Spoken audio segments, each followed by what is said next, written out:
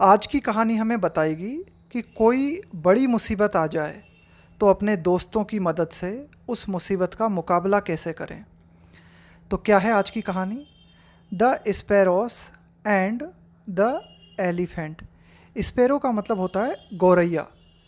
ये चिड़िया होती है ना, एक तरह की चिड़िया, उसे ही हम बोलते हैं स्पैरो, गौरैया। तो the sparrows and the elephant. तो इस कहानी में हम बात करेंगे, कई कुछ गौरैया हैं और हाथी है। अ वाइल्ड एलिफेंट, एक जंगली हाथी। वंस, वंस का मतलब होता है एक बार। ब्रोक, ब्रोक होती है ब्रेक की सेकंड फॉर्म। ब्रेक का मतलब तोड़ना। तो एक बार एक जंगली हाथी ने क्या किया? Broke the eggs of some sparrows, कुछ गौरैयाओं के अंडे जंगली हाथी ने तोड़ दिए। दिस मेड, इसके कारण क्या हुआ? This made the sparrows very sad, इस घटना ने जो गौरैया थी, इन गौरैयाओं को दुखी कर दिया। यानी कि जब उनके अंडे टूट गए तो ये जो गौरैयाएँ थी वो बहुत दुखी हुई। इस घटना ने उनको दुखी बना दिया, दुखी कर दिया। सो इसलिए दे मेड अ प्लान, तो ये जो गौरैयाएँ थी इन्होंने एक योजना बनाई, एक प्लान बनाया।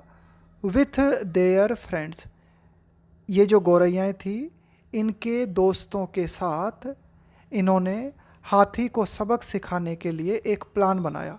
अब ये जो गौरैयाएँ थी इनके दोस्त कौन थे?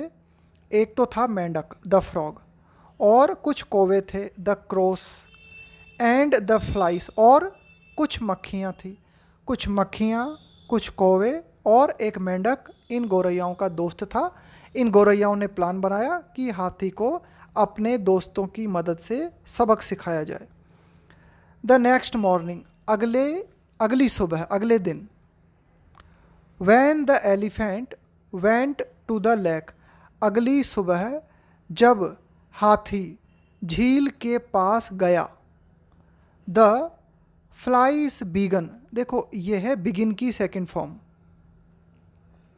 बिगिन का मतलब होता है किसी चीज़ की शुरुआत कर देना, है ना। तो बिगिन की सेकंड फॉर्म आई है यहाँ पे, बिगन। तो क्या हुआ कि flies began buzzing around his ears. Buzz का मतलब होता है भिनभिनाना।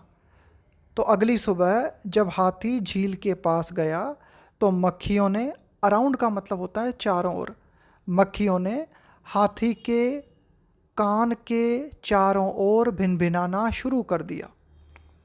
द एलिफेंट क्विकली, क्विकली का मतलब होता है शीघ्रता से, तेजी से, जल्दी से।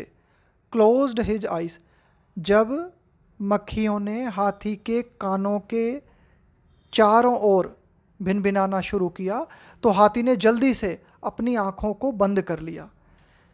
जस्ट देन, जस्ट देन का मतलब होता है ठीक उसके बाद।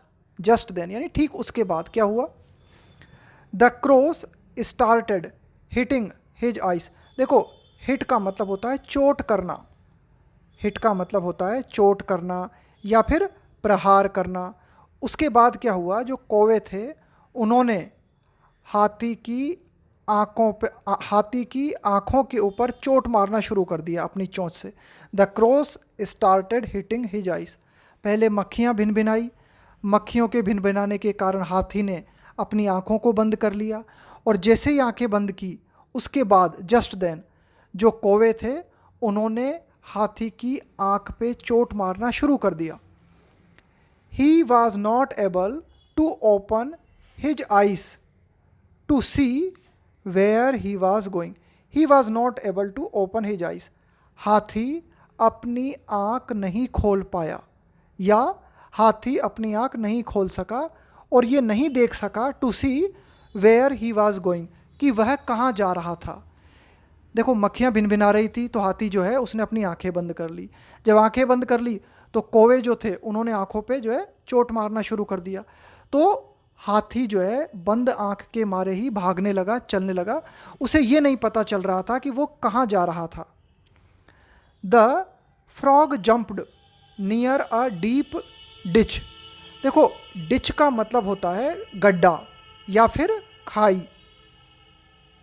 The frog jumped near a deep ditch, तो जो मेंढक था वो कूद गया नियर अ डीप डिच, हाथी के पास ही, यानी कि वो जो जगह थी ना उसी जगह के पास एक गहरा गड्ढा था, उस गहरे गड्ढे में मेंढक कूद गया।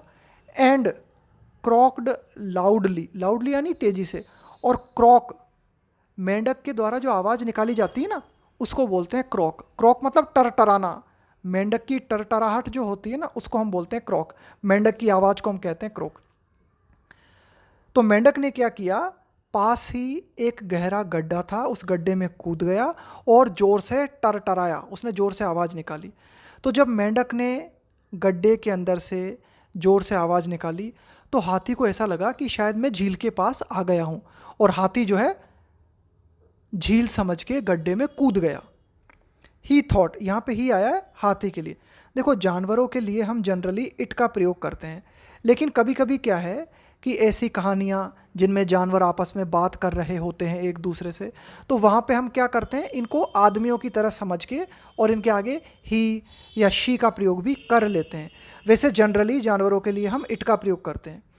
तो हाथी ने सोचा, ही थॉट दैट, कि he was near the lake, तो जब उसे मेंढक की आवाज़ आई या हाथी ने जब मेंढक की आवाज़ सुनी तो हाथी ने सोचा कि वह झील के पास था। He was near the lake and the elephant walked towards, towards का मतलब होता है की ओर, towards the lake.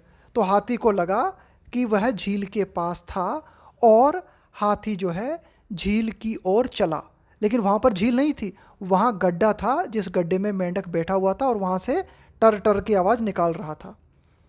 He fail, देखो फाल, फाल का मतलब क्या होता है, गिरना, और ये जो फेल है ये है सेकंड फॉर्म, गिर गया। He fell inside the deep hole, और हाथी जो है गहरे होल में गिर गया, गहरे गड्ढे में गिर गया। तो ये थी हमारी आज की कहानी।